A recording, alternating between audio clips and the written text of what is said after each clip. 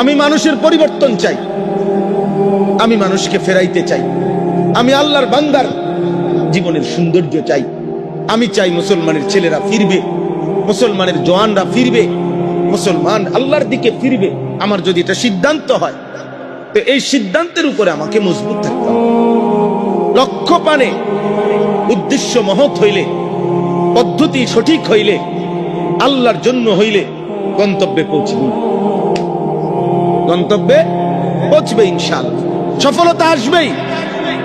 ওয়ালাকিন লা তুহিব্বুনান নাসিহিন। যুবক শোনো, এইখানে আল্লাহ বলছে আল্লাহর আযাব যখন আসে তো নবীগণ বলছে, হায় জাতি, তোমরা আসলে নসিহতকারী উপদেশদাতার উপদেশে পাত্তা দাও না, পছন্দ করো না। তোমরা মূলত উপদেশকে ভালোবাসো না, তোমরা মূলত কেউ টেনে ধরাকে পছন্দ করো না, তোমরা কেউ গুনাহ থেকে ফিরাক এটা তোমরা চাও না, তোমাদেরকে নেক কাজে উৎসাহিত করুক তোমরা এটা চাও না। লক্ষ লক্ষ যুবক চায় তার সাথে এমন সঙ্গী খুঁজে সে যে তাকে গুনার কাজে উৎসাহিত করবে, পাপের কাজে আরো তাল দিবে। হ্যাঁ দোস্ত, মজা মার, নারী নাই তোর কাছে, আমার কাছে আছে।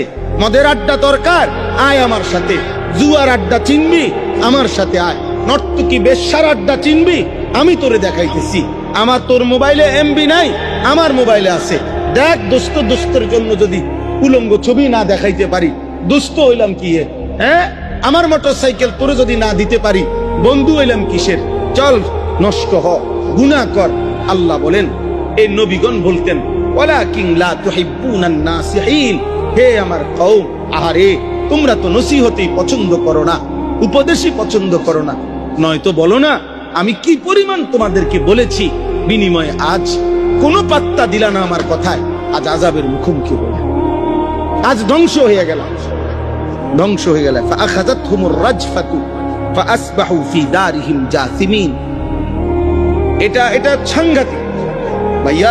আল্লাহর ওয়াস্তে বুঝতে চেষ্টা করো।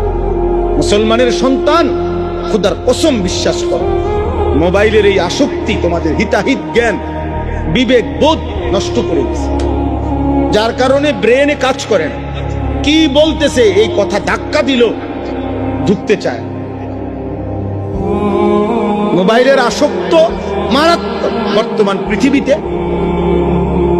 কোন যুবক অন্য সব আসক্তি ছাড়তে পারে, মোবাইলের আসক্তি ছাড়তে পারে, বড় মারাত্মক। মোবাইল আর নর্তকী এক পুরুষের চাহিদা পূরণের জন্য। আব্বা, এত নারী লাগে না? 10টা মহিলা দিয়ে তুমি কি করবে? এত মহিলা দিয়ে কি করবা? একজন পবিত্র হালাল স্ত্রীর জন্য অপেক্ষা করো। সেই স্ত্রী মিললে চাহিদাও পূরণ হবে, হাজারো দিনই ফায়দাও আসবে। আমার বিবি আছে, আমার 4টা ছেলে মেয়ে আছে। তা আমার 4টা ছেলে মেয়ে, আমার 4জন ছেলে মেয়ে, এই 4জন ছেলে মেয়ে প্রাথমিক কোরআন শিখা, ওযু নামাজ শিখা, আল্লাহ চিনা, রসুল চিনা, কালেমা, ঈমান, আমলের ছোট কথা বলু, সবকিছুই আলহামদুলিল্লাহ। তো আমার বাচ্চার মা আমার বিবির কাছ থেকেই তারা শিখছে। তাহলে একজন পবিত্র স্ত্রী দুনিয়াবি যে চাহিদা তাও পূরণ হয়, আখিরাতের জন্য নেক কাজের সহযোগী হয়, নেক কাজের সহযোগী হয়। একজন বিবি তোমার সন্তানের মা হবে, একজন বিবি তোমার বংশের জন্য আগামী প্রজন্মকে এগিয়ে নেবে, একজন বিবি তোমার জীবনের পরামর্শের সুখে দুঃখের একজন সঙ্গী হবে। কিন্তু বেশ্যা, পতিতা, মোবাইলের নর্তকী, সিনেমার নর্তকী, সে তোমার কি কল্যাণ করবে? বলো না ভাই, মোবাইলের নর্তকী তোমার কি কল্যাণ? আমরা ওই দিনও কিতাবে পড়ছি, একজন সিনেমার নায়িকা, নাটকের নায়িকা, সে তো অভিনয়ের সময় প্রেমের এমন সুন্দর কথা পুরুষকে বলে। পুরুষ নাটকের কারণে না, অভিনয়ের কারণে না মহিলাকে প্রেমের এমন সুখের কথা বলে, এটা তো অভিনয়ের কারণে বলে, টাকার কারণে বলে। কিন্তু যেই মহিলা সকাল থেকে নিয়ে রাত 10টা পর্যন্ত একটা পুরা সংসার পরিচালনা কাজ করছে, এতগুলো মেহমানের রান্না করছে, পুরুষের রান্না করছে, বাচ্চাগুলোর কাপড় চোপড় ধুইছে, ঘরটাকে সাফ করছে, তারপরে স্বামীর খেদমতের জন্য যা যা লাগে সব করছে, শ্বশুর শাশুড়ির জন্য কিছু পরিমাণ খেদমত করছে, এত পরিশ্রম এত মেহনত কইরা সে যে তোমার সাথে সংসার করতেছে, এই এই স্ত্রীর সাথে তুমি নর্তকীরে মিলাও কেমন? বুঝেন নাই মৌলানা সাহেব? অত হইল মোবাইলের নর্তকী, কত নায়িকা, কত অভিনয় করে আব্বা, কত সকালবেলা 4টা বাচ্চার কাপড় চোপড় ধোয় নাই, ধুইছে। ও তো তার স্বামী ঠিক বরাবর 1টা বাজে খানা খাবে, ওর জন্য খানা রেডি করে নেয়, খানা সব রেডি করে লাইছে। এই সময় কইছে, শুনছো একটু আলুর ভর্তা করো, আচ্ছা। কদ্দুর মসুর ডাল রান্ধো, আচ্ছা। সব রান্ধা মাত্র বাইরেছে, এই সময় ফোন গেছে, 2জন মেহমান আছে, যেমনি হোক কদ্দুর নতুন অন্য একটু কিছু আসেনি চাও, মানে এটা আমি আমার ঘরের কথা কই, সবার ঘরে এমন। এই না জিন্দিগি ভাই, এই না জিন্দিগি। কাপড় চোপড় গোসল করার জন্য কাপড় ওইখানে রাইখাও অনেকক্ষণ ধরে কাজ করতেছে। তাইলে প্রিয় ভাই, একজন পবিত্র স্ত্রী তোমার জীবনের সঙ্গী। কোরআনে আছে, নেক কাজ যদি স্বামী স্ত্রী একজন আরেকজনের সহযোগিতা করে, আল্লাহর কসম কোরআনে আল্লাহ বলছে, স্বামী স্ত্রীকে, স্ত্রী স্বামীকে দ্বীনের কাজে, নেকের কাজে সহযোগিতা করিলে কিয়ামতের দিন আল্লাহ তাআলা ওই স্বামী স্ত্রীকে বলবে, উদখুলুল জান্নাতা আনতুম ওয়া আজওয়াজুকুম তুহবারুন। আল্লাহ বলবে, তোমরা তোমাদের নেক কাজের সঙ্গী স্ত্রীকে সাথে করে, আনতুম ওয়া আজওয়াজুকুম, তোমরা এবং তোমাদের স্ত্রীগণ, উদখুলুল জান্নাহ তুহবারুন, খুশি খুশি তোমরা জান্নাতে ঢোকো। তাইলে দুনিয়ার চাহিদাও পূরণ হইল, হালাল চাহিদাও পূরণ হইল, যৌবনের চাহিদাও পূরণ হইল, দুনিয়া আখিরাতের অসংখ্য কল্যাণও বয়ে আনবে। তো এটা হারাম নারীর থেকে পাওয়া যাবে আব্বা? আল্লাহ আমাদেরকে হেফাজত করুন, আল্লাহ আমাদেরকে হেফাজত। কোনো এক ছেলে যদি বুঝো ভাই, আমরা বলা সার্থক। সাথের আমি সব সময় বলি রে আব্বা, সমবয়সীর লোকে বুঝা পারতাম, ওইতে তোমারে হাসি দিয়া, তাল দিয়া, ওই তোমারে উড়াই দিব। তোমার হয়তো অনেকের এইম হয়, মানে আশা হয়, বা অনেকের কিছুটা বুঝ আসে, অনেকের মধ্যে একটু আগ্রহ তৈরি হয়, কিন্তু বন্ধু নামের শয়তান তারে আবার কি করে দেয়। হাদিস আছে, আমার কাছে কিতাব আছে, এক লোক নবী সাল্লাল্লাহু আলাইহি সাল্লাম এর সময়ে আপনার নামাজের ওয়াক্ত চলে যাচ্ছে, ঘুড়ির পিছনে দৌড়াইতেছে, বুঝছেন, ঘুড়ির পিছনে দৌড়াইতেছে। তো আল্লাহ নবী সাল্লাল্লাহু আলাইহি সাল্লাম উল্লেখ করে বলছেন, দেখো এক শয়তান আরেক শয়তানের পিছনে দৌড়াইতেছে। আরে আপনি আরো শুনেন, আরো লাগবে, একটা সহজ একটা উদাহরণ বলি। হাদিসে আছে,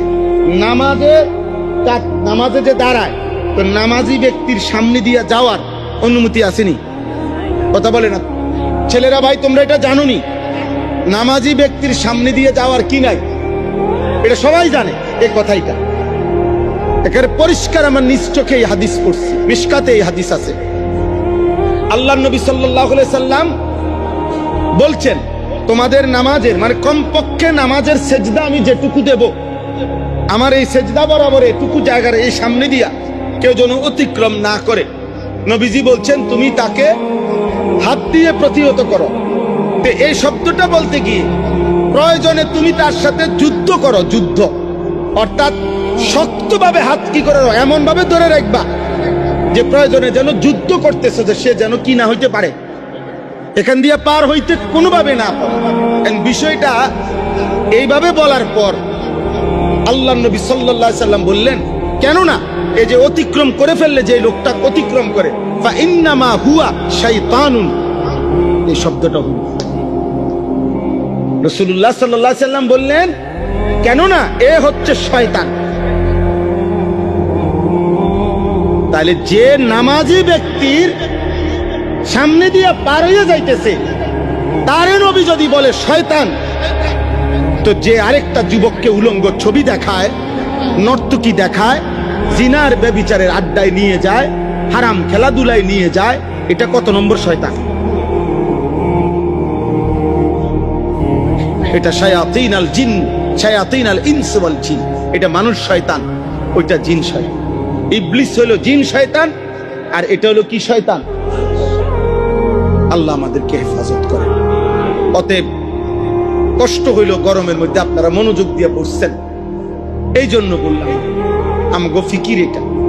তোমরা যুবক, আমি ফিরাইতে চাই, আমার এটা স্বপ্ন, সারা জিন্দগির স্বপ্ন, মুসলমানের সন্তান আল্লাহর দিকে ফিরি, যতভাবে পারি চেষ্টা করি। মাদ্রাসায় নতুন জায়গা কিনছি, আলাদা মাদ্রাসা করতে চাইতেছি যুবকদের জন্য। কয়দিন পর পর স্কুল কলেজের ছেলে করে পড়াই। এই 13 তারিখ আলহামদুলিল্লাহ, গত 13 তারিখ প্রায় 250 স্কুল কলেজের যুবক আমাদের মাদ্রাসায় সকাল 8টা থেকে রাত 9টা পর্যন্ত আমরা দিন শিখাইছি।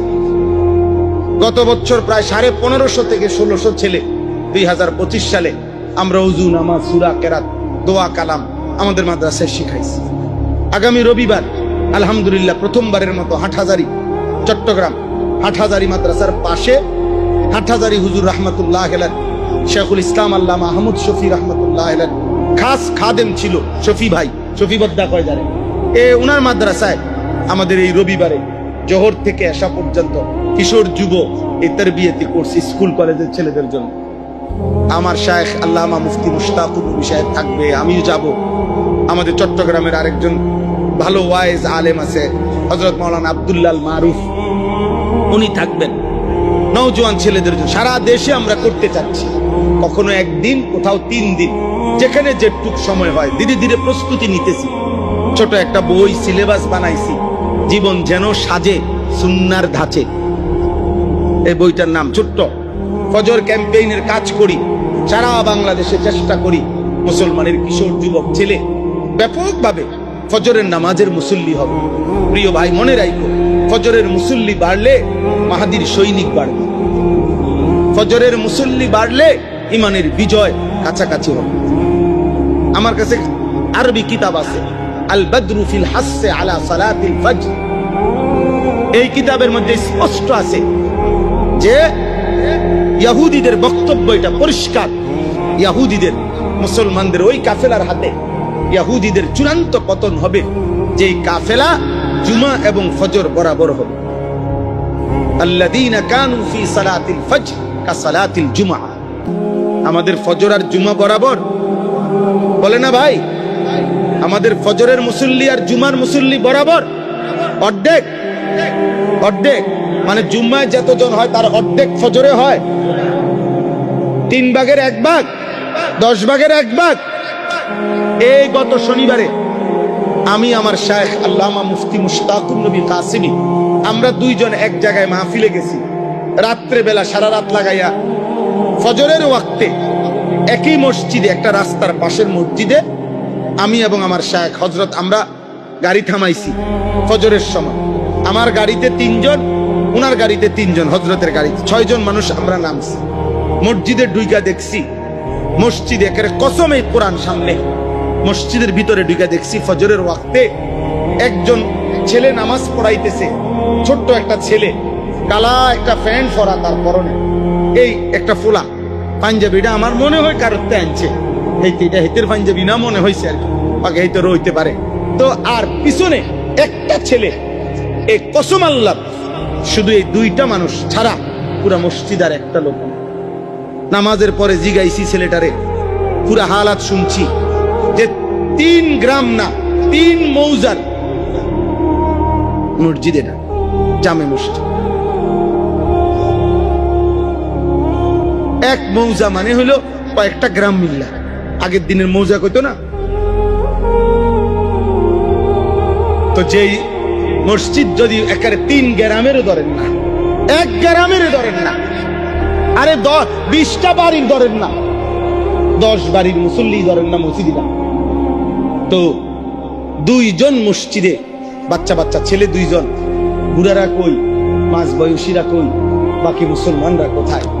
তো যে জাতির ফজরের মুসল্লি হয় 2 জন, সে জাতির অধপতন ঠেকাবে কে? আমাদের আযাব আসবে না তো কার উপরে আযাব আসবে? বুঝেন নাই? এখনো যে আমরা টিকে আছি, এটাই তো সত্য।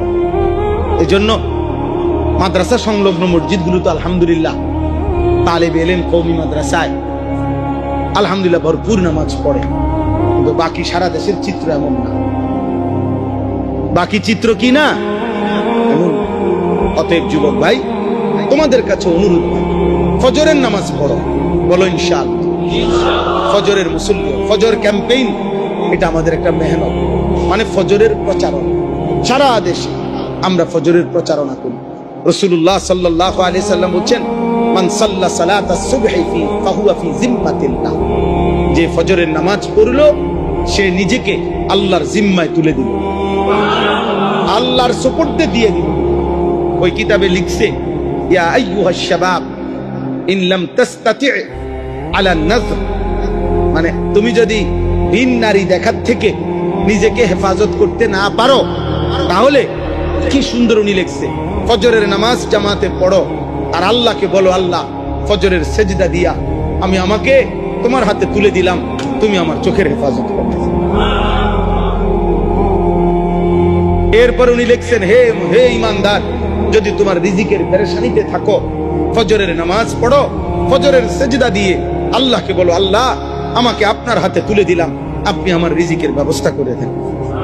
ফাহুয়া ফি জিম্মাতিল্লাহ, অর্থাৎ সব বিষয়ে দোয়া করো, সব বিষয় চাও আল্লাহর কাছে, আল্লাহ আপনার জিম্মায় আমি দিলাম আমারে, আপনি আমার সব প্রয়োজন পূরণ করুন। আল্লাহ আমাদেরকে তৌফিক দান করুন। চেষ্টা করো বাপ, চেষ্টা। আহা, নবী সাল্লাল্লাহু আলাইহি সাল্লাম হাশরের ময়দানে জিজ্ঞেস করবে, উম্মত 365 দিনে কোনদিন ফজরের ওয়াক্তে মুয়াজ্জিন তোমারে এক বছরে একদিনও উঠাইতে পারলো না, বেঈমান রেফারি তোমারে 4টা বাজে ঘুমের থেকে উঠাই দিতে পারলো ফুটবল খেলার জন্য। হায় উম্মত, আজ কার কাছে আসছো সুপারিশের জন্য? হাশরের ময়দানে নবী বললেন, মনে রাখো, নবী জিজ্ঞেস করবে সুপারিশের জন্য। চারিপাশের মসজিদের মুয়াজ্জিন গত 365 দিনে কোনদিন তোমারে ফজরের জন্য আসসালাতু খায়রুম মিনান নাওম বলে উঠাইতে পারলো না, আর ওই মুশরিক বেঈমান রেফারি তোমারে ঘুমাইতে দিল না, তোমারে কেমনে উঠাই দিল? আজ সুপারিশ কেন আসছো আমার কাছে চাইতে? সেদিন কোনো জবাব দেওয়া যাবে? আল্লাহ আমাদেরকে হেফাজত করেন।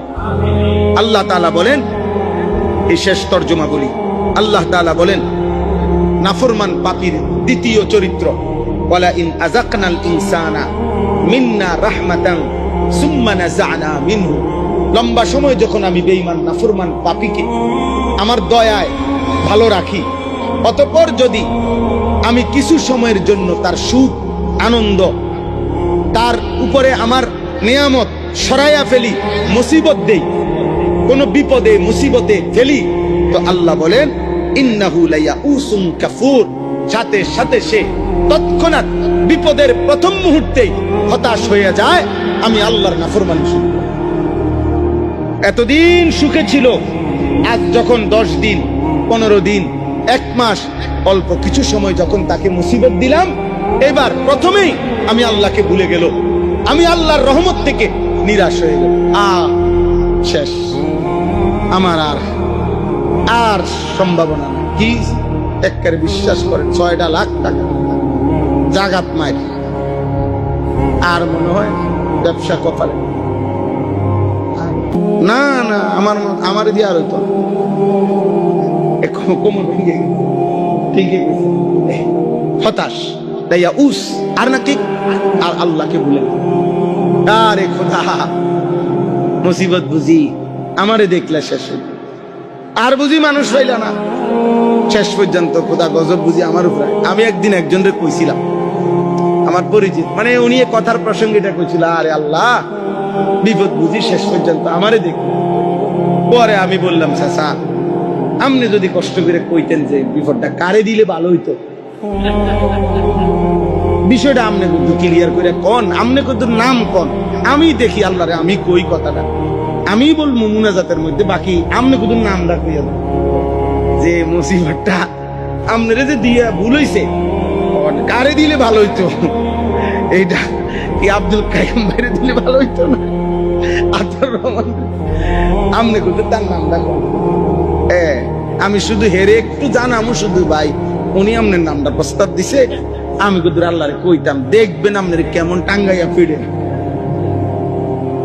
তাহলে এটা কি কোনো কথা হইলো যে আল্লাহ বুঝি তুমি আমারে দেখলা, তো কারে দেখতো? এই আল্লাহ বলেন নাফরমান পাপী মুসিবত দেখলে হতাশ হয়ে যায়, আর কি হয়ে যায়? আল্লাহকে ভুলে যায়। ওয়ালা ইন আযাকনাহু না'মাআ বা'দা দাররা'a মাসাতহু লা ইয়াকুলান্না যাহাবাস সাইয়্যাতু আন্নী ইন্নাহু লাফারিহুন ফাখুর।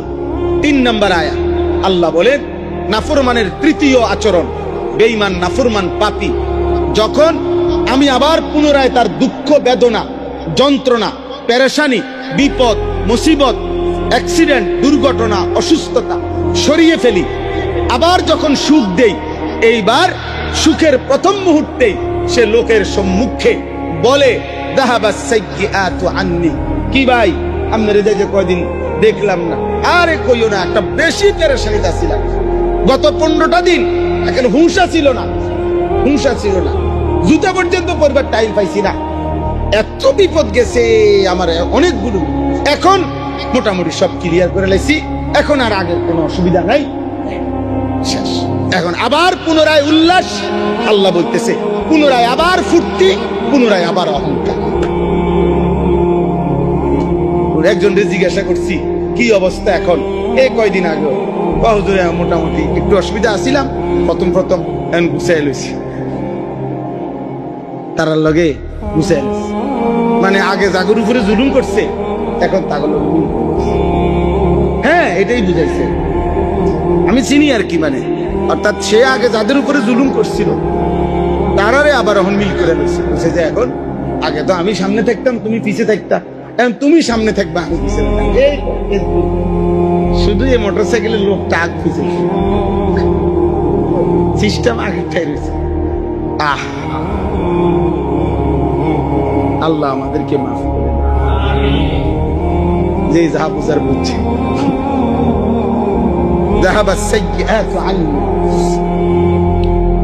নাফরমান বলে বিপদ আপদ মুসিবত যা ছিল সব শেষ হইছে, ইন্নাহু লাফারিহুন ফাখুর, পুনরায় সে উল্লাস করছে, অহংকার করছে। তার মানে সুখে কিংবা দুঃখে, প্রিয় ভাই, সুখে কিংবা দুঃখে, আযাবের আসতে দেরিতে, কোন অবস্থাতে নাফরমান যখন শক্ত হয়ে যায় পাপী, তখন আর কোন অবস্থাতে সুখেও আল্লাহকে মনে পড়ে না, দুঃখেও আল্লাহকে কি। আপনি আতাউর ভাই শুনেন, আপনি আমার কথাটা শুনেন, এ বেডারে বলছে কেবিন দিছে হসপিটালে, মনে করেন আগামী সোমবার আপনার অপারেশন, এই যে আপনার কেবিন, এই কেবিনের ভিতরে বইয়া বেডার আগামী সোমবারের অপারেশন হবে, মনে করেন উনি কেবিনে বইয়া টেলিভিশনে রঙিন টেলিভিশন সোমবারে অপারেশন, মানে দুঃখেও চার আল্লাহর কথা কি আসে না। তার রুগীর অপারেশন চলতেছে, তার বেডির সিজার হইতে আছে, হেতেরে কইছে আপনি রিসিপশনে বসেন, রিসিপশনে এত বড় এলইডি দিয়া নর্তকী নাচতেছে, নাটক চাইছে, আপনি নাটক চান, কোনো অসুবিধা নেই, এটা না। নাইলে হসপিটালের সাথে এখানে মুমূর্ষ ব্যক্তির পেরেশানি তোমায় এনে টেলিভিশন দেখাই দিছে যে গুনার আরে বিপদের মুহূর্তেও আল্লাহকে কি করবেন না, বলেন নাই তো কারণটা কি, যে এই বিপদের মুহূর্ত তার টেলিভিশন দেখাইতে, ওই উদ্দেশ্যে এটাই, কোন অবস্থাতেই আল্লাহকে যেন কি না করে মনে নউজুবিল্লাহ। শেষ আয়াত আল্লাহ বলেন এই নাফরমান পাপী এই আচরণের বিল্লাল্লাযীনা সাবারু ওয়া আমিলুস সালিহাত, আমার যে সকল ঈমানদার বান্দা সবর করে এবং নেক আমল করে। সবর করে মানে হলো, সবরের মূল অর্থ হইল আল্লাহ তাআলার হুকুমের উপরে জমে থাকা, কোনো গুনাহ হতে না দেওয়া, কোনো আদেশ ছুটতে না দেওয়া, এটাকে বলে সবর। সবরের মূল অর্থ হলো আল্লাহর হুকুমের উপরে কি থাকা, অটল থাকা, জমে থাকা, মজবুত থাকা, এটাকেই বলা হয় মূলত সবর। তাইলে আল্লাহ বলেন যারা আমার হুকুমের উপরে অটল রইল, ওয়া আমিলুস সালিহাত, এবং নেক আমল করতে থাকলো, ভাই আমি সুখে থাকি বা দুঃখে থাকি, পেটে খানা থাকুক অথবা না থাকুক, আনন্দ কিংবা বেদনা, চাহিদা পূরণ হোক বা না পূরণ হোক, আমার আল্লাহ ছাড়া আমার আর কেউ নেই। এই আল্লাহ বলেন এমন বান্দা যারা উলাইকা লাহুম মাগফিরাতুন ওয়া আজরুন কাবীর, আমি এমন প্রিয় বান্দার জন্য ওয়াদা দিলাম তার পিছনের সব গুনাহ মাফ করে দেব, আগামীতে আমি আল্লাহ আজরে কবীর মহা বিনিময় জান্নাত দিয়ে দেব। শর্ত কি? শর্ত হইল হার হালাতে সে আমার উপরে থাকে, সুখেও আল্লাহ, দুঃখেও, প্রত্যাশা পূরণ হলেও আল্লাহ, প্রত্যাশা পূরণ না হলেও আল্লাহ, ক্ষুধার্ত অবস্থায়ও আমার আল্লাহ, ভর পেট অবস্থায়ও আল্লাহ। নবীজি বলছেন ইন্নী আশবাউ ইয়াওমান আশকুরুল্লাহ, আমি এক বেলা পেট ভরে খাবো, আল্লাহর শুকর করব। ওয়া আজুউ ইয়াওমান আতাসাব্বারু বিল্লাহ, আমি এক বেলা ক্ষুধার্ত থাকবো, সবর করব। নবীজি বলছেন আল্লাহ আপনাকে পেট ভরা অবস্থায়ও মনে রাখি, আপনাকে ক্ষুধার্ত অবস্থায়ও মনে রাখি, এই হোক আমার জিন্দেগি, এই হোক আমার কি। হযরত আইয়ুব আলাইহিস সালামের নাম শুনছেন না? আইয়ুব আলাইহিস সালাম কিতাবে আছে 12 বছর কিংবা 18 বছর রোগে যন্ত্রণায় পেরেশানিতে ভুগছে, মারাত্মক অসুস্থতা ছিল, রোগ হইছে। 18 বছর পরে আল্লাহ ওনাকে পূর্ণ সুস্থ করছে, সব কিছু আবার ফেরত দিছে। মানে সংক্ষেপে বলতেছি, তো কিতাবের মধ্যে আছে, আমি আরবি কিতাবের মধ্যে পড়ছি। আইয়ুব আলাইহিস সালাম আল্লাহকে জিজ্ঞেস করছিলেন, আল্লাহ আপনি আমারে, অসুস্থতার আগে আমার 70 বছর গেছে, ওই 70 বছরে আপনি আমার কোন আচরণে নারাজ হইলেন? আপনি আমারে 18 বছর এই অসুস্থতায় ফেলে কেন রাখলেন? অথবা আপনি আমারে এই 18 বছরের অসুস্থতা দিয়া আপনার কি পেলেন? ওদূরে এমনি মন চাচ্ছে জানতে। এ আল্লাহ তাআলা বলছে, আইয়ুব শোনো, অসুস্থতার আগের 70 বছর সুস্থ ছিলে, তুমি আমাকে পুরা ডাকছো, আমার বন্দেগী করেছ, আমার এক জাররা কোনো অভিযোগ নাই, আমি তোমার ওই সময়ের ইবাদতেও খুশি। 18 বছর আবার তুমি আমারে অসুস্থ অবস্থায়ও ডাকছো, পূর্ণ আমার এই অবস্থায়ও তোমার ব্যাপারে কোনো অভিযোগ নাই, তুমি রোগের অবস্থায় আমারে ডাকছো, বাকি আমি এই দুই রকম করলাম কেন?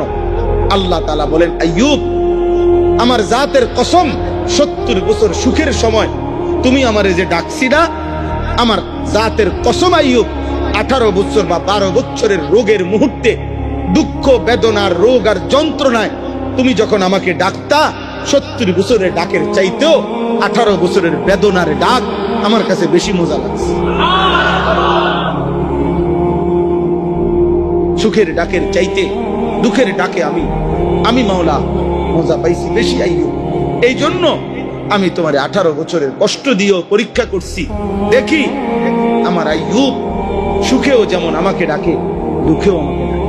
এই জন্য কোরআনে আল্লাহ বলছে, নি'মাল আবদ ইন্নাহু আওয়াব, নি'মাল আবদ। আইয়ুব আলাইহিস সালামের কথা বলতে গিয়ে আল্লাহ বলছে, ও আমার বড় প্রিয় বান্দা, ও আমার বড় উত্তম বান্দা, নি'মাল আবদ, ও না অনেক ভালো বান্দা। সুবহানাল্লাহ। তাইলে সুখে কিংবা দুঃখে সব অবস্থায় কে? চলো ভাই আমরা দোয়া করি, এই রাত গভীরে সবার কাছে অনুরোধ, প্রত্যেকে শেষ পর্যন্ত যারাই আমরা টিকলাম, বইলাম, রইলাম, আল্লাহ আমাদের সবাইকে ঈমান আমল দান করুন। যুবক ভাই তোমাদের কাছে অনুরোধ, দোস্ত সবার কাছে অনুরোধ, যারা পৃথিবী জুড়ে ওলামায়ে কেরাম, ইসলাম, মুসলমান, মাদ্রাসা এর বিরুদ্ধে প্রতিনিয়ত ষড়যন্ত্রই চলছে, কে কতক্ষণ থাকবো, কে কতক্ষণ আছি কেউ জানি না, কেউ জানি না, অসুবিধা নাই, কিন্তু মূল কথা হলো আমাদের সবার কাছে অনুরোধ, আল্লাহর দিকে আমরা ফিরবো ইনশাআল্লাহ, 5 ওয়াক্ত নামাজ পড়বো ইনশাআল্লাহ। আল্লাহ তাআলা আমাদের সবাইকে সব অবস্থায় আল্লাহকে ডাকার তৌফিক দান করেন। ছেলেরা শেষবারের মতো কও, ফজরের নামাজ পড়বা না? না স্কুল কলেজের প্ল্যান কও, মাদ্রাসা ছাত্ররা তো এমনি পড়ে, কও ভাই ইনশাআল্লাহ হিম্মত করো, আল্লাহ তৌফিক দান করে। একজনই নিয়ত করো যে আমি পড়বো হুজুর ইনশাআল্লাহ, দেখো ইনশাআল্লাহ আল্লাহ তোমার জিন্দেগির মধ্যে বরকত দিবে। তুমি একটানা 5 ওয়াক্ত নামাজ পড়েই দেখো, এই সমাজ তোমাকে আলাদা মূল্যায়ন করবে। আল্লাহ তৌফিক দান করেন, আল্লাহ কবুল করে নেন। এটা সাংঘাতিক ভাইয়া, আল্লাহর ওয়াস্তে বুঝতে চেষ্টা করো। মুসলমানের সন্তান, খোদার কসম বিশ্বাস করো, মোবাইলের এই আসক্তি তোমাদের হিতাহিত জ্ঞান বিবেক বোধ নষ্ট করে দিচ্ছে, যার কারণে ব্রেনে কাজ করে না। কি বলতেছে এই কথা ধাক্কা দিল ঢুকতে চায়। মোবাইলের আসক্ত মারাত্মক। বর্তমান পৃথিবীতে কোন যুবক অন্য সব আসক্তি ছাড়তে পারে, মোবাইলের আসক্তি ছাড়তে পারে বড় মারাত্মক। হাজার হাজার ছেলে আমাদের মাদ্রাসাগুলোর থেকে প্রতিদিন ঝরে যায়। কত ছেলে কত মাদ্রাসায়, সবার মাদ্রাসার থেকে এই মোবাইল। এক সপ্তাহ বাড়িতে গিয়া আপনার একটানা 24 ঘন্টা 2 আঙ্গুলে মোবাইল টিপছে। মাদ্রাসা যেদিন খুলছে শনিবার, এই দিন আর তার আসতে মন চাচ্ছে না, আর পড়তো না। মাদ্রাসা ভালো না, ফিরে খানা ভালো না, এই সে সেই সে, মন চাই ফাঁকি দিয়ে নানার বাড়ি চলে গেছে, দাদার বাড়ি চলে গেছে। মূল কারণ একটাই, মোবাইল। মূল কারণ মোবাইলের আসক্তি। আহা, কত মায়ের স্বপ্ন, কত বাবার স্বপ্ন বৃথা হয়ে গেছে। কত স্বামী স্ত্রী হারায় ফেলছে, কত স্ত্রী স্বামী হারায় ফেলছে মোবাইল। কত নারী পরকীয়ায় আসক্ত, কত স্বামী পরকীয়ায় আসক্ত, পরকীয়ায় আসক্ত। মোবাইলের নর্তকীর কাছে কোনো ভুল দেখে না, নিজের স্ত্রীর কোনো গুণে দেখে না, বুঝেন না? হারামের মধ্যে মজা পায় আছে, হালালের মধ্যে কোনো গুণে নাই। এর কাছে দৃষ্টিতে এর বউর কাছে কিছুই নেই, সব আছে নর্তকীর কাছে।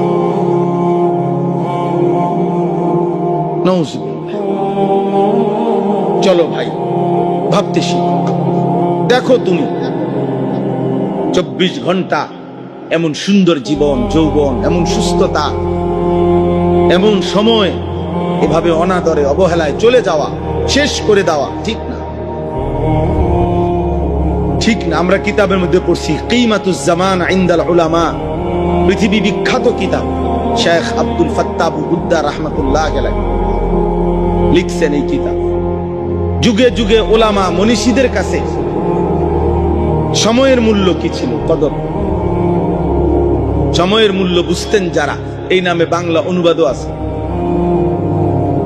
ওই কিতাবের একেবারে প্রথম আলোচনা শুরুতেই আছে যে আল্লাহ তাআলা মানুষকে মৌলিক নিয়ামত যা দিয়েছে, উসুলি নিয়ামত, মৌলিক নিয়ামত, ফুরুই না, শাখাগত নিয়ামত না, মোটা দাগের মৌলিক যে কয়টা নিয়ামত, যেমন ঈমান একটা মৌলিক নিয়ামত আল্লাহ যাকে দান করছে, ঠিক তারপরে একটা মানুষকে আল্লাহ তাআলা মৌলিক যে নিয়ামতটা দান করছেন সেটা হচ্ছে এই সময়, হায়াত, জীবন। আমার বয়স, আমার হায়াত, এটাই তো সময়। আমার হায়াত, যাকে আল্লাহ যেটুকু হায়াত দিছেন মানে তো এতটুকু সময় দিছে, সময় দিছে। আমার হায়াত মানে কি? আমার সময়। আমার জীবন মানে কি? আমার সময়। আমার 45 বছর বয়স মানে কি? এই পরিমাণ ঘন্টা, মিনিট, সেকেন্ডের সমষ্টি, এরই তো নাম 45 বছর। এটাই তো 45 বছর। এবার আপনি যদি বাইর করতে পারেন তাহলে আপনি এবার 12 মাস বছরে, তাহলে 12 মাস বাইর করতে পারবেন। এবার আপনি 24 ঘন্টায় দিন বাইর করতে পারবেন। আপনি 60 মিনিটে ঘন্টা বাইর করতে পারবেন। 60 সেকেন্ডে মিনিট, আপনি মিনিট বাইর করতে পারবেন। তাহলে আপনার হায়াতের 45 বছর যেমন বাইর করতে পারছেন, হায়াতের কত মোট সেকেন্ড এটাও তো আপনি বাইর করতে পারবেন। সময় আর কি। আমাদের হায়াত মানে আমাদের কি? সময়। এটা আমাদের জীবনের বড় পুঁজি ভাই। বাবাদেরকে বলি, ভাইদেরকে বলি, আমাকেও বলি, উঠতি নওজোয়ান আলেম যারা আছেন আপনাদেরকে বলি, সময়কে ধারণ করলে মানুষ দামি হয়, সময়কে ধারণ করে মানুষ স্মরণীয় হয়, সময়কে ধারণ করে মানুষ বরণীয়। আমি এখন বলতে পারি যে আজ আমার 22 বছর, আলহামদুলিল্লাহ, আমার ওয়াজের জিন্দেগি 22 বছর। আজ থেকে 22 বছর আগে ধরে আপনি আমার চিনবেন, তাহলে আমি তো 22 বছর আগে আছি। ওখানে না অনেকে চিনে, এখনো না অনেকে চিনে, এখনো না অসংখ্য মানুষ চিনে, কিন্তু তখন আমি যে বিগত 15 বছর আগে ওয়াজ করছি, আমি যে 20 বছর আগে বয়ান করছি, 4 ঘন্টা ঘড়ির ঘন্টা এক টানা বলে গেছি আলহামদুলিল্লাহ, দিনের পর দিন। তাইলে সময়কে ধারণ করতে হয়। হায়াতের এই সময় আল্লাহ তাআলার দয়ায় উদ্দেশ্যের পানে অনেক লম্বা সময় ব্যয় করতে হবে। মাঝখানের জীবনে সুখ আসবে, দুঃখ আসবে, প্রত্যাশা পূরণ হবে, প্রত্যাশা পূরণ হবে না, কখনো মূল্যায়ন হবে, কখনো অবমূল্যায়ন হবে না, মূল্যায়ন হবে না, খালাস। সব কিছু সামনে নিয়ে আমার উদ্দেশ্যে আমি মজবুত থাকতে হবে। আমি আল্লাহকে চাই, আমি আখিরাত, আমি মানুষের পরিবর্তন চাই, আমি মানুষকে ফেরাইতে চাই, আমি আল্লাহর বান্দার জীবনের সৌন্দর্য চাই। আমি চাই মুসলমানের ছেলেরা ফিরবে, মুসলমানের জওয়ানরা ফিরবে, মুসলমান আল্লাহর দিকে ফিরবে। আমার যদি এটা সিদ্ধান্ত হয়, তো এই সিদ্ধান্তের উপরে আমাকে মজবুত থাকতে হবে। লক্ষ্য পানে উদ্দেশ্য মহৎ হইলে, পদ্ধতি সঠিক হইলে, আল্লাহর জন্য হইলে গন্তব্যে পৌঁছবে, গন্তব্যে পৌঁছবে ইনশাআল্লাহ। সফলতা আসবেই, সফলতা আসবে। আমাদের উঠতি বয়সের আলেম মাশাআল্লাহ অনেক আছেন, নাম আপনার করে দেখলে মায়া লাগে, ভাল লাগে যে, কিন্তু বাকি আফসোস লাগে যে মানে 1 বছরও মেহনত করতে রাজি না, 2 বছর না হইতো না, হুদায় এই লাইনে হইতো না, লাইন অন্যটা তো কালো জিরা বেশ হইতো না, হুদায় এটা ওয়াজ দিয়ে বাদ করতো না। চাইছি মনে 50টা ওয়াজ করে হুদা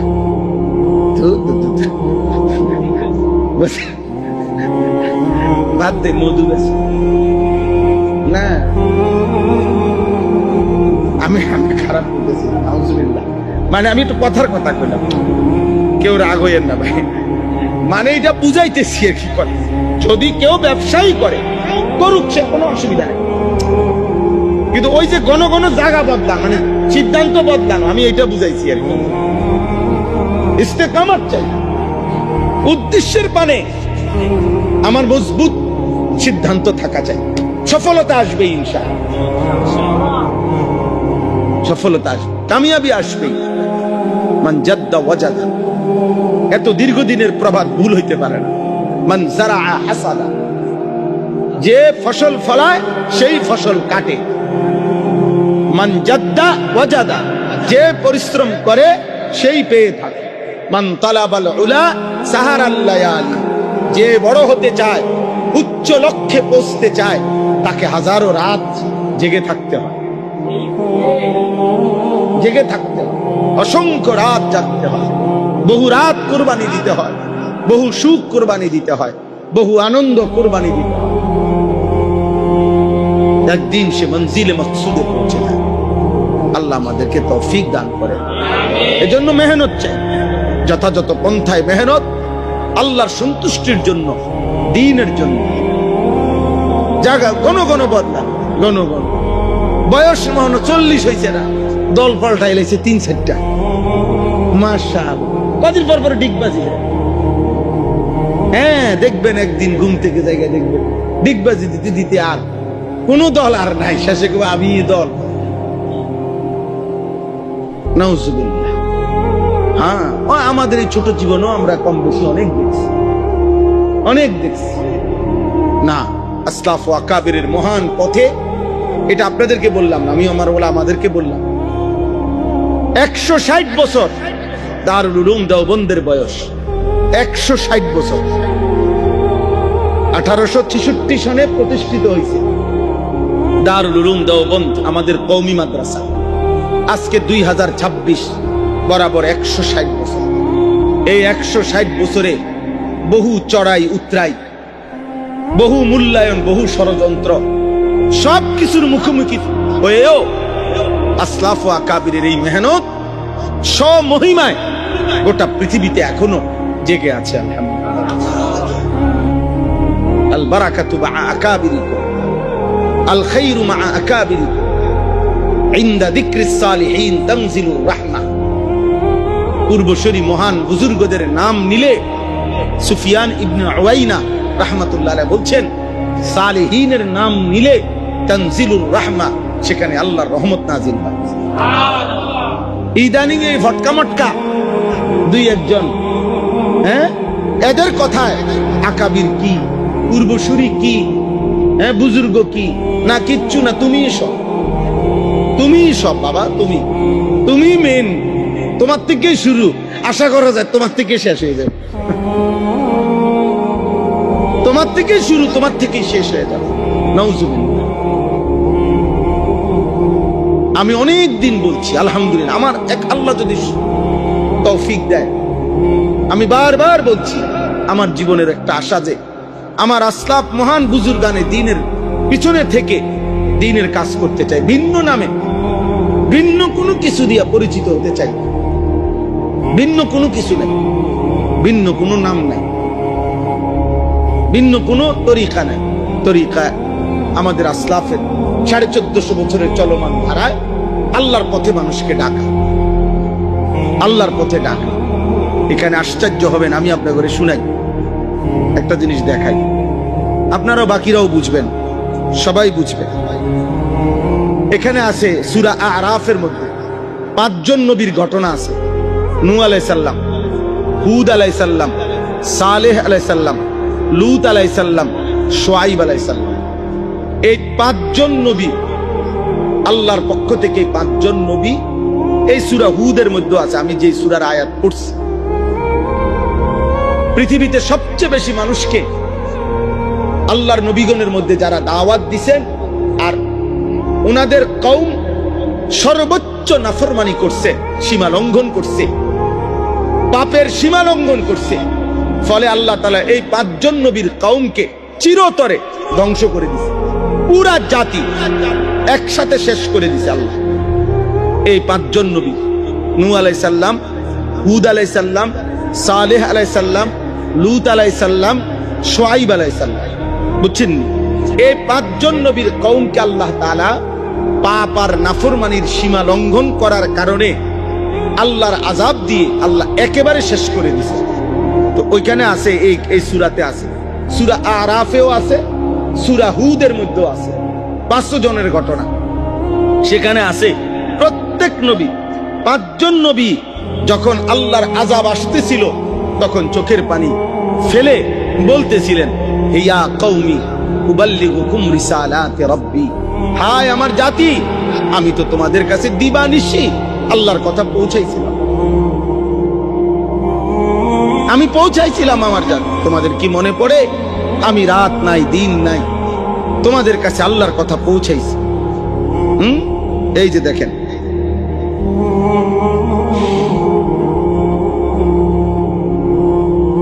ফাতাওয়াল্লা আনহুম وقال يا قوم لقد أبلغتكم رسالة ربي ونصحت لكم ولكن لا تحبون الناصحين।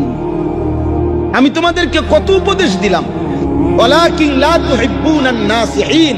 যুবক শোনো, এইখানে আল্লাহ বলছে আল্লাহর আযাব যখন আসে তো নবীগণ বলছে, হায় জাতি, তোমরা আসলে নসিহতকারী উপদেশদাতার উপদেশে পাত্তা দাও না, পছন্দ করো না, তোমরা মূলত উপদেশকে ভালোবাসো না, তোমরা মূলত কেউ টেনে ধরাকে পছন্দ করো না, তোমরা কেউ গুনাহ থেকে ফিরাক এটা তোমরা চাও না, তোমাদেরকে নেক কাজে উৎসাহিত করুক তোমরা এটা চাও না।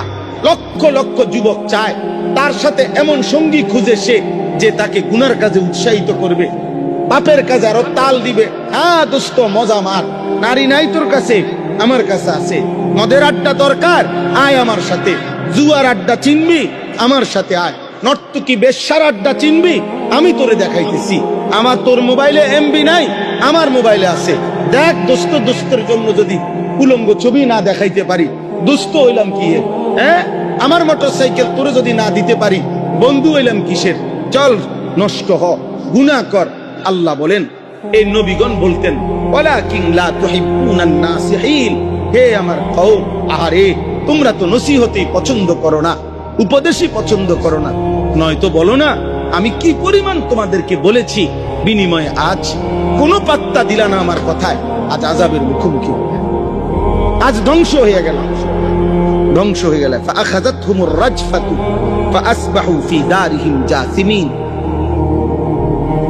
এক ভূমিকম্প আসলো, এক কম্পনে আল্লাহ তাআলা বলেন ওই মানুষগুলো বসা ছিল, যে যেভাবে ছিল উল্টা হইয়া পইরা উপর হয়ে পড়ে সব শেষ হল, সব শেষ হল। প্রিয় বাবা, প্রথম দিন যেদিন নবী সাল্লাল্লাহু আলাইহি সাল্লামকে আল্লাহ তাআলা প্রথম যেদিন মানুষকে আল্লাহর দিকে ডাকতে বলছে, যেই কোরআনের যেই আয়াতের মাধ্যমে, সেদিন প্রথম কি বলছে আল্লাহ তাআলা? সেদিন প্রথমেই বলছে ইয়া আইয়ুহাল মুদ্দাসসির কুম ফাআনযির। এটাই প্রথম, অর্থাৎ ইকরা বিসমি রাব্বিকাল্লাযী খালাক, এটা তো প্রথম আয়াত কোরআনের। কিন্তু মানুষকে আল্লাহর দিকে ডাকার জন্য প্রথম আদেশ করছেন দ্বিতীয় আয়াত, মানে দ্বিতীয়বার যেটা নাজিল হয়েছে সূরা মুদ্দাসসির। কুম ইয়া আইয়ুহাল মুদ্দাসসির, হে চাদর পরা বন্ধু আমার, কম্বল পরা নবী আমার, শুয়ে থাকলে হবে না বন্ধু। নবী সাল্লাল্লাহু আলাইহি সাল্লাম শোয়া ছিলেন, কম্বল গায়ে, চাদর গায়ে। আল্লাহ বলছেন ইয়া আইয়ুহাল মুদ্দাসসির, চাদর পরা বন্ধু। ওই ভাই, তুমি কাউরে নিও না, বাবা তুমি একলা যাও। মাশাআল্লাহ। তো কুম ফাআনযির, কেউ উঠো না, একজনের দেখা দেখি আরেকজন উঠো, তোমার সময় আবার তুমি উঠো। এটা মনে করো না, এটা অভ্যাস করো, তাইলে ভালো হবে।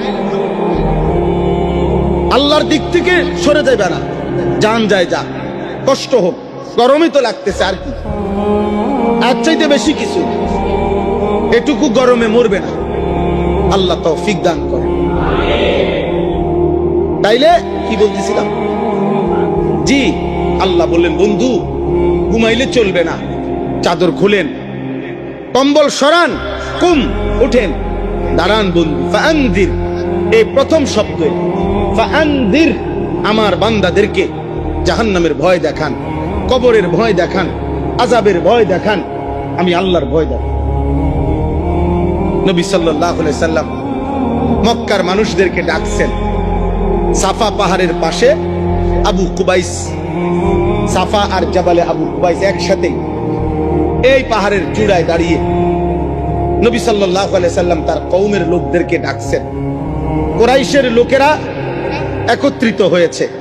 আল্লাহর নবী সাল্লাল্লাহু আলাইহি সাল্লাম বললেন ইয়া মা'শারা কুরাইশ আরাআইতুম লাউ আখবারতুকুম আন্না খাইলান তুসাব্বিহুকুম আলাস্তুম মুসাদ্দিকি। নবীজি বললেন, হে কুরাইশ জনগণ, আমি যদি আপনাদেরকে এখন বলি, সংবাদ দেই যে আগামীকাল ভোর হইতে হইতে ভোর বেলা একটি অশ্বারোহী দল আপনাদের উপরে আক্রমণ করবে, আপনারা কি আমার এই কথাটি সত্য মনে করবেন? আলাস্তুম মুসাদ্দিকি, আপনারা কি আমাকে সত্য মনে করবেন না? এভাবে নবীজি জিগাইলেন প্রথম। এই তাফসীরে আছে, মক্কার মানুষ বলল, কি আশ্চর্য শব্দ বলছে দেখেন, বলছে মা জাররাবনা আলাইকা ইল্লা সিদকান।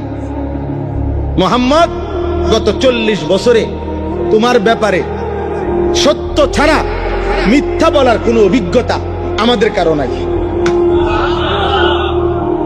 গত 40 বছরে আমাদের কারোই অভিজ্ঞতা নাই তোমার ব্যাপারে যে তুমি কখনো মিথ্যা বলছো। বরং তোমার ব্যাপারে আমাদের অভিজ্ঞতা এটাই যে গত 40 বছর ধরে আমরা এটাই জানি তুমি সত্যবাদী। এই সময় দেখেন, এখানেও কিন্তু এটা লক্ষণীয়। 40 বছর আল্লাহ তাআলা অপেক্ষা করাইছেন। নবী সাল্লাল্লাহু আলাইহি সাল্লাম যদি 12 বছর বয়স থেকে কালেমার দাওয়াত দিতেন, তাতে আরো কিছু বেশি মুসলমান হইল। বুঝেন নাই কথাটা? 12 বছর বয়সের থেকে কামে লাগাই দিত। 40 বছর খামখেয়ালি কথা মিয়া, এত লম্বা সময় পার করলেন।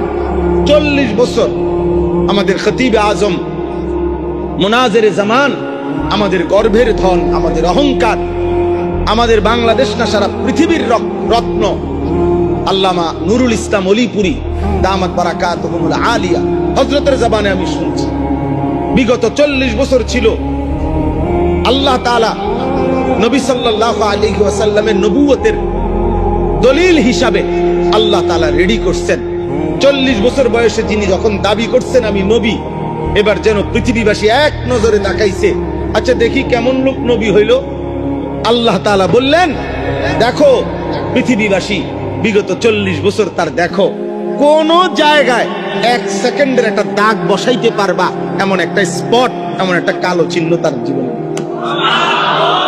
এমন সুন্দর, এমন পবিত্র, এমন উত্তম, সে নবী হবে না তো হবেটা কি? মা জাররাবনা আলাইকা ইল্লা সিদকা, আমরা তোমার ব্যাপারে সত্য ছাড়া অন্য কোনো অভিজ্ঞতা নাই। আল্লাহর নবী সাল্লাল্লাহু আলাইহি সাল্লাম তখন বললেন ফা ইন্নী নাযীরুল লাকুম বাইনা ইয়াদাই আযাবুন শাদীদ, নিশ্চয়ই আমি তোমাদের নিকট ভয় প্রদর্শনকারী, নাযীর, বাইনা ইয়াদাই আযাবুন শাদীদ। হে আমার জাতি, এই মিথ্যা, এই কুফর, এই শিরিক, এই মূর্তি পূজা, এই চুরি ডাকাতি, জিনা, ব্যভিচার, রাহাজানি, এর পরিণামে তোমাদের জন্য সামনেই অপেক্ষা করছে আযাবুন শাদীদ, বড় ভয়ানক আযাব। তোমরা ফিরে আসো, তোমরা আল্লাহর দিকে ফিরে আসো। কুলু লা ইলাহা ইল্লাল্লাহ তুফলিহুন, তোমরা সব ছেড়ে দিয়ে এক আল্লাহকে ডাকো, তাহলেই সফল হবে, কামিয়াব হবে। দোস্ত, তাহলে এই কথা বোঝা গেল, এই আমরা উলামায়ে কেরাম, এই সমাজের হাজারো 800 কোটি মানুষ যদি সারা পৃথিবীতে হয়, 600 কোটি কাফের যদি হয়, তো এই 600 কোটি কাফের এক যুগে, 600 কোটি কাফের পৃথিবীতে সবাই নিজেরা এবং অন্যকে দুনিয়ার স্বপ্নই দেখাইতেছে। 250 কোটি মুসলমান, এই 250 কোটি মুসলমানের মধ্যেও সংখ্যাগরিষ্ঠ মুসলমান দুনিয়া নিয়েই ব্যস্ত আছে। এর মাঝখান দিয়া এই 800 কোটি মানুষের ভিতরে অল্প কয়েকজন মোল্লা মৌলবী, অল্প কয়েকজন মুন্সি হুজুর, অল্প কয়েকজন আলেমে দ্বীন বাকি মানুষগুলোকে জাহান্নামের থেকে ফিরাইবার জন্য আখিরাতের দিকে, আল্লাহর দিকে, ইবাদতের দিকে ডাকতেছে। হ্যাঁ, জানো না ভাই, এই জন্য এই সারা বিশ্ব জুড়ে আপনারা ভেবে দেখেন, সারা পৃথিবী জুড়ে যত কাফের, বেঈমান, মুশরিক, যত নাস্তিক, মুরতাদ, আল্লাহ দ্রোহী, ইসলাম বিদ্বেষী, তাদের ষড়যন্ত্রের, সমস্ত ষড়যন্ত্রের কেন্দ্রবিন্দু এই হুজুররা। সমস্ত ষড়যন্ত্র করছে কার বিরুদ্ধে? যে সুদখোর, তার বিরুদ্ধে ষড়যন্ত্র কিতে করব? এটা তো লাইনে আছে, বুঝেন না?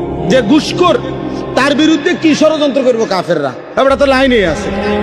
যে নারী বেপর্দা, বেহায়া, তার বিরুদ্ধে কি ষড়যন্ত্র করব? ষড়যন্ত্র কিতে করবো? সে তো লাইনেই আছে।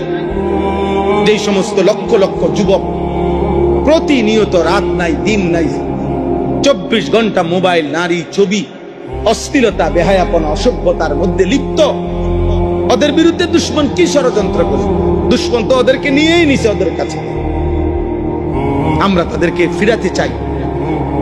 এই অল্প কয়েকজন আলেম, এই জন্য বারবার বারবার ষড়যন্ত্রের কেন্দ্রবিন্দু ওলামায়ে কেরাম। আর এর মধ্যে, এই ওলামায়ে কেরামের মধ্যে কথা স্পষ্ট, পৃথিবীতে একেবারে সূর্যের মধ্যে কথা স্পষ্ট, সারা পৃথিবীর সবচেয়ে বেশি ষড়যন্ত্র কওমি মাদ্রাসার ওলামায়ে কেরামের বিরুদ্ধে। এটাই বাস্তবতা। বারবার চেষ্টা হয় মেন এই পৃথিবী শয়তানের রাজত্ব হওয়ার ক্ষেত্রে বাধা এই কওমির অল্প কয়টা হুজুর, এগুলাই বারবার ঝামেলা করে। এরা যদি সরে যায় তো পুরা দেশ আফ্রিকার জঙ্গল হইতে আর বেশি দিন লাগবে না। কিন্তু ইনশাআল্লাহ শেষ ফোঁটা রক্ত থাকতে আমরাও হতে দেব না। আমরা বলেই যাব, আমরা মরে যাব, কোনো অসুবিধা নাই। আমরা খুন হব, গুম হব, অসুবিধা নাই। আমাদের পূর্বসূরীরা চলে গেছে, আমরা বলছি, আমরা চলে গেল, আমাদের পরবর্তী জেনারেশন বলতেই থাকবে ইনশাআল্লাহ। আল্লাহর নবী সাল্লাল্লাহু আলাইহি ওয়াসাল্লাম বলেন, এই দ্বীনের মধ্যে প্রত্যেক জামানায় ইয়াগরিসু ফি হাযা দ্বীন গারসান ইস্তামিলুহুম ফি তাআতি। নবীজি বলেন, আল্লাহ তাআলা প্রত্যেক যুগে যুগে এই উম্মতের মধ্যে নতুন নতুন গাছ, নতুন নতুন চারা, নতুন নতুন গাছ উৎপন্ন করে, যাদেরকে আল্লাহ তাআলা তার দ্বীনের কাজে, তাআত, ইবাদত আর বন্দেগী আর দ্বীনের কাজে আল্লাহ তাআলা কাজে লাগায়, কাজে লাগিয়ে। এজন্য কখনোই জমিনে ইনশাআল্লাহ ইমানের কথা, ইসলামের কথা, আল্লাহর কথা বন্ধ হবে না। কোন ষড়যন্ত্রকারী, প্রত্যেক মনে রাখবেন, শয়তান ইবলিস কয়দিন পর পরে প্রত্যেক সময়ে যখনই একটা ষড়যন্ত্রের কোন দল একটু স্থিমিত হয়ে যায়, ঠান্ডা হয়ে যায়, তো পরবর্তী নতুন কোন দল শয়তান সামনে আইনা দিয়ে দেয়। আবার এটা এই মুহূর্তে আপনার অনেক কিছু শয়তান দিয়া চাইছে, সবাই ওলামায়ে কেরামের বিরোধিতার মুখে ঠান্ডা হয়ে গেছে। এই লেটেস্ট যেই ইবলিস, যেই কুফরি মতবাদ, ভ্রান্ত বাতিল যেই